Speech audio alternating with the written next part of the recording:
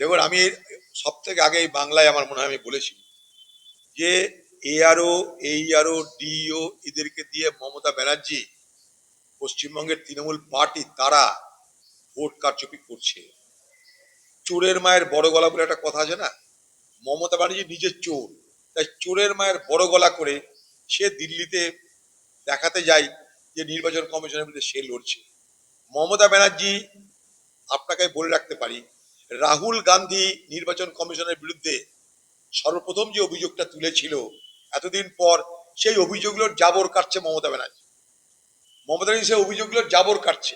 এ তো রাহুল গান্ধী দিল্লিতে খোকাবাবুকে ডেকে নিয়ে গিয়ে ডেমনস্ট্রেশন দিয়ে ছবি দিয়ে বুঝিয়ে দিয়েছিল কি করে কি হয় না হয়। কোন রাজ্যের, আমি প্রথম দিন থেকে বলেছি, রাজ্যের সহযোগিতা যদি থাকে তাহলে